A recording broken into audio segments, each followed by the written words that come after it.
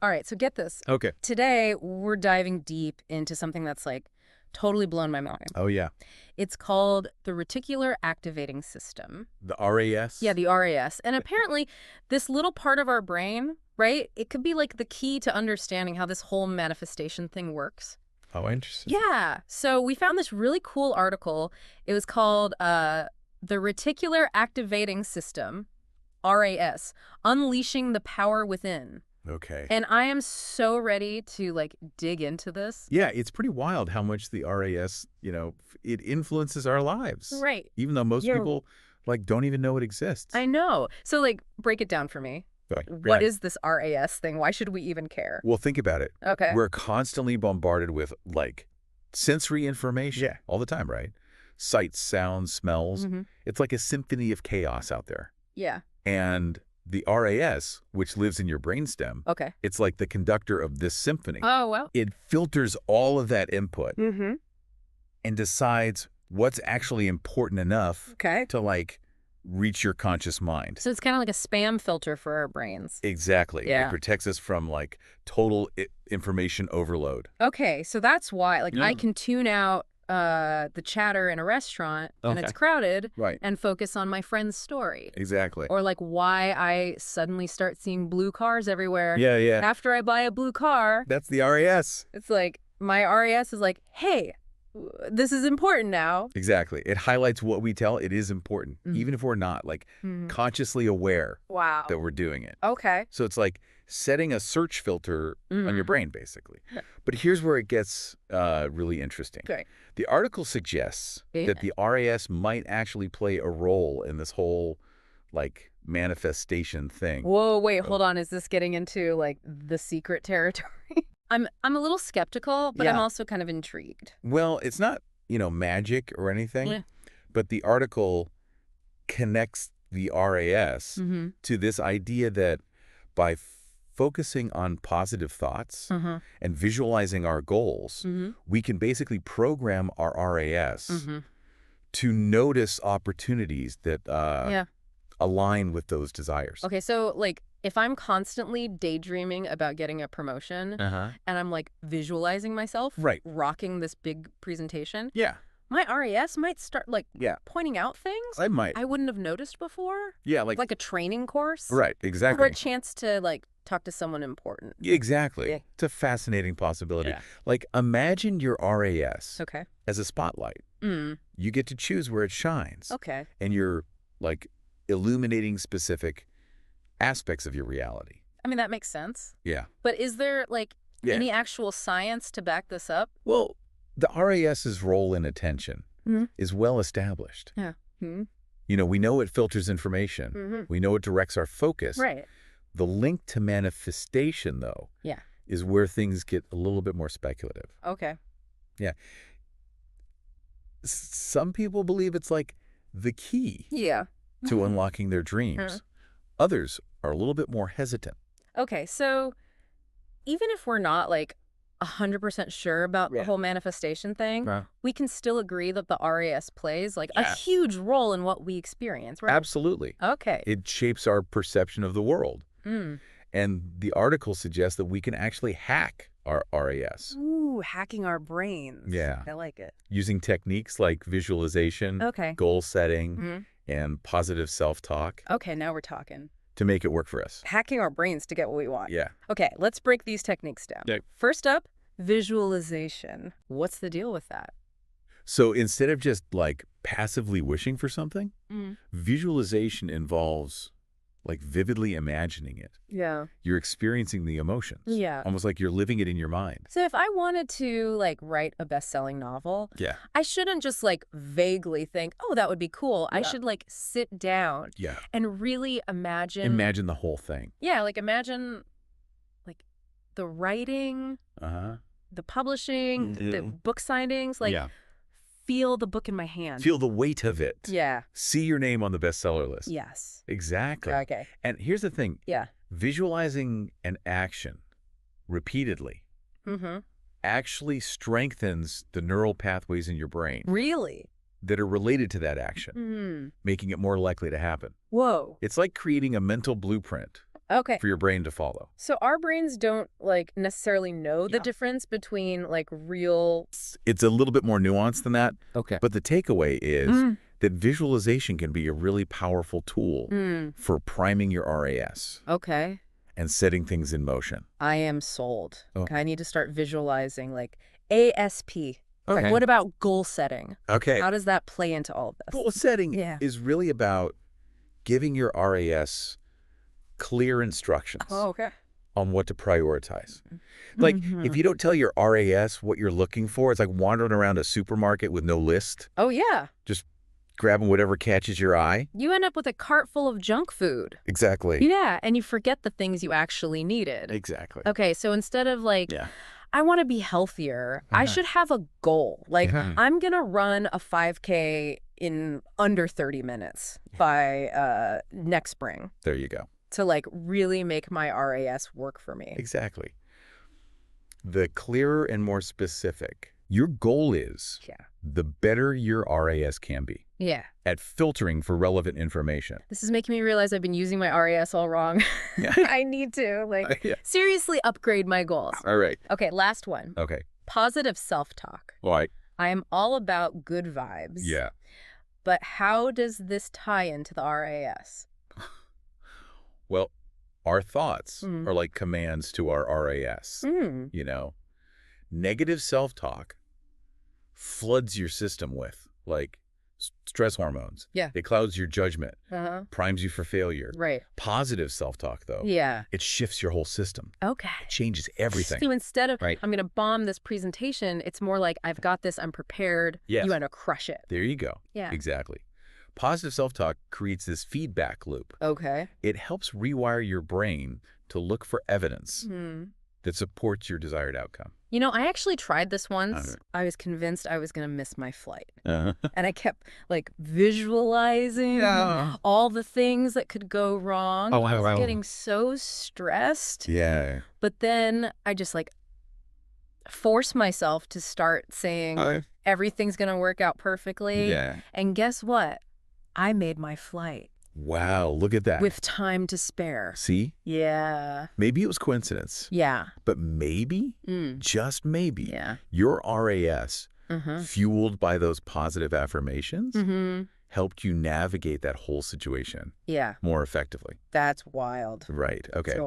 So even if, like, we're not totally sure how much the RAS influences manifestation. Right. It sounds like we can definitely use it to, like, shape our experiences. In some pretty powerful ways, right? That's the beauty of it. Yeah. It's like we're unlocking this hidden control panel in our brains. This deep dive is already blowing my mind. Yeah. And we're just getting started. It's going to be good. I know. This is great. Yeah. Okay, so we've talked about a lot. Yeah. Visualization, goal setting, positive self-talk. It's amazing to think we might like have this power to like shape our reality just by changing our focus. It's powerful stuff. But it makes you wonder, like, if we can train our RAS to be more aware of like certain information, can we also use it to filter out like the negative stuff? That's a really interesting question. Yeah. And it speaks to like the complex interplay between the RAS and our emotional state. Because the article did mention that the RAS isn't just about like... It's not just attention. Right. It's also involved in regulating. Yeah, it plays a role in arousal. Okay. Even emotions. Right. It's pretty amazing. So it's not working in isolation. No, not at all. Oh, it's deeply interconnected with other parts of the brain.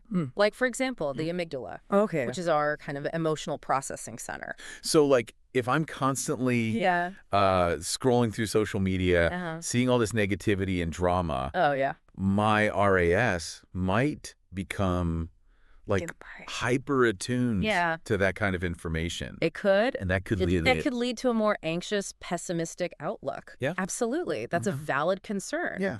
And it highlights how important it is to be mindful about what we're feeding our brains. Right. You know, think of it like this. Okay. If you're constantly consuming junk food, your body's going to feel sluggish and unhealthy. Right. And it's the same with our minds. Okay. A steady diet of negativity can lead to a whole host of mental and emotional issues.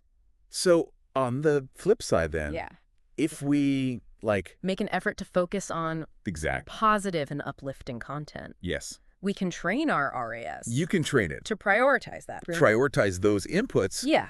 Leading to a more optimistic and resilient mindset. Okay, so it's like... Exactly. We have this amazing tool within us. I do. This ability to, shape our perception and even our emotional state. It's powerful stuff. But we've been using it unconsciously. Yeah, we haven't been aware of it. We've been letting external forces... External forces just kind of hijack it. Hijack our attention. Yeah. Drag us down. Right, and so these techniques that we talked about, Visualization. Visualization. Goal setting. Positive self-talk. No. They're not just some woo-woo self-help stuff. Yeah. They're practical strategies. Okay. For taking control of our RAS and taking charge of our mental and emotional well-being. This is making me realize, how much power we actually have. We really do. It's like we're not passive passengers. Passive passengers in our own lives. Yeah. We're the drivers. We're the driver's seat. We get to choose. We have the ability to choose. What we focus on. Where we focus our attention. What we let into our mind. What we let into our minds. How we respond to the world. How we respond to everything. Yeah. It's pretty amazing. And mastering this control over our RAS. It's like any skill. Yeah. It takes practice. Okay. It takes consistency. The more we use these techniques, the stronger those mental muscles become. So it's not about achieving some perfect state of bliss. No, it's not about perfection. We never experience. It's about resilience. Negativity or stress. It's about bouncing back from challenges. Okay. It's about intentionally directing our focus towards things that empower us and support our growth. It's a journey. It's a journey. Not a destination. Exactly. And every time we make that conscious choice to shift our focus, to challenge a negative thought, to visualize a positive outcome, we're strengthening our ability to shape our reality. This is mind-blowing. Yeah, it's pretty amazing. It's like we've unlocked this secret level of understanding about how our brains work. Yeah. And now we have the tools to use it. Yes. To create positive change. Okay, but before we go, even deeper, let's talk about, how we can actually apply these techniques in our everyday lives. Yeah, good question. What are some practical tips? What can people do? What can people start using right now? Yeah, let's get practical. Okay, so we've explored the RAS. We have. We kind of know how it works now. Yeah. And how it can be influenced. How it can be influenced, Right. But let's get down to, brass tacks. Yeah, let's get practical. What can people actually... What can they do? To harness this. To make this work for them. In their daily lives? Well, one strategy, which we've already kind of talked about, is setting really clear and specific goals. Specific goals. It's not enough to just, wish for something. Right. You need to give your RAS a target to lock onto. Like a bullseye. Exactly. Okay. So instead of saying, I want to be rich, a better goal would be, I want to save $10,000 for a down payment on a house by next December. So, way more specific. Exactly. Okay. That level of detail provides clarity and direction. Okay. It turns a vague desire into a tangible objective. I think a lot of people struggle with making their goals specific enough. It's a common problem. They might have general idea of what they want, right? But they don't actually They don't really define it. Define it, yeah. It's like programming a GPS. Oh. Without putting in a destination. Okay. You might start driving. Yeah. But you're going to end up going in circles. Right. The RAS needs a clear roadmap. A roadmap. To guide your actions and attention. So how can people get better at setting super specific goals? Well, one helpful approach is to use what's called the SMART method. The SMART method? Yeah, have you heard of that? I think so. It's about making goals. Okay. Specific. Measurable. Achievable. Relevant. Okay. And time-bound. So you have a deadline. So breaking down a big goal into smaller, more more manageable steps. Yes, exactly. Can make the whole thing less Like, it can make it less overwhelming. And give the RAS. And it gives the RAS more concrete thing. More concrete targets to focus on. Exactly. Right. Okay, so we've got goal setting covered. Okay. What other strategies What else can we do? Can we use to, like, tap into the power of the RAS? Another really powerful technique. Okay. And one that we often kind of overlook is mindfulness. Mindfulness. It's all about paying attention to our thoughts and emotions without judgment. So if we're not aware of, like, the negative self-talk, it's just going to keep, like... You'll keep sabotaging us. Sabotaging us. Yeah. Okay. Mindfulness helps us become more aware of those negative thought patterns.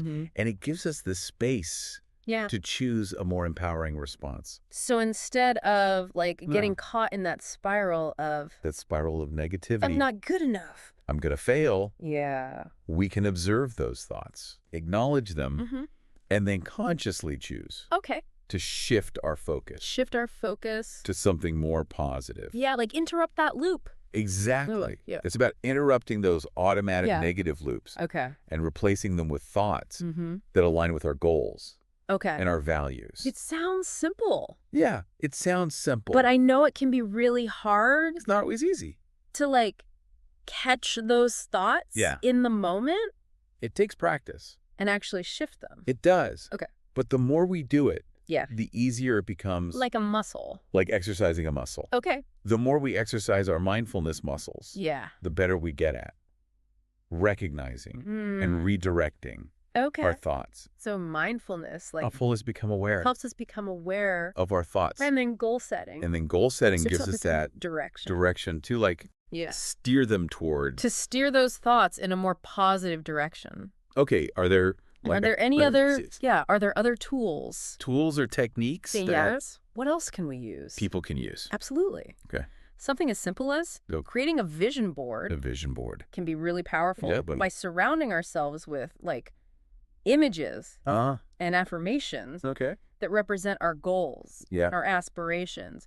We're sending a constant visual reminder to our RAS. So, like, if someone wants to travel the world, they might make a vision board with pictures of, like... Pictures of destinations. Yeah, like all the places they want to go. The Eiffel Tower. Maybe, like, some inspiring travel quotes. Beautiful beaches. Yeah. Exactly. Yeah. It's about immersing ourselves Okay. in the energy of our desires, keeping them front and center in our minds.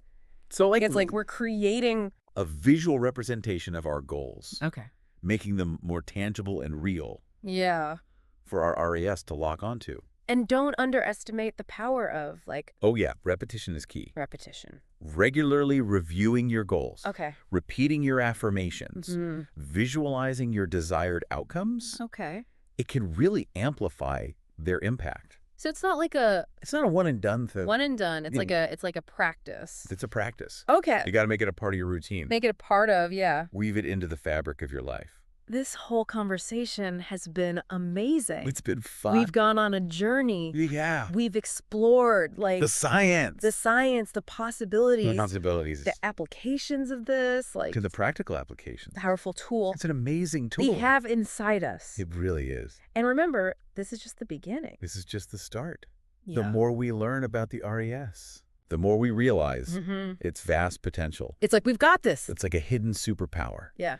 And now it's up to us to explore it. Explore it, yeah. And use it. Use it. To create the lives we truly desire. So if you're ready to, like... If you're ready... Tap into the power of your RAS. Start by setting those clear goals. Okay. Practice mindfulness. Surround yourself with reminders. Reminders, yeah. Of what you want to achieve. It sounds simple. Yeah, it sounds simple. But the results can be... The results can be amazing. Amazing, yeah. And never underestimate the power of belief. Belief, okay. When you believe in yourself and your dreams, you unleash the full potential of your RAS. Wow. You create a ripple effect that can transform your reality. This has been an incredible deep dive. It has been fun. Thank you so much for joining us. Thanks for having me. On this journey. It's been a pleasure. Until next time. Until next time. Keep exploring, keep believing. Keep learning. And keep diving deep into the incredible power of your own mind. Absolutely.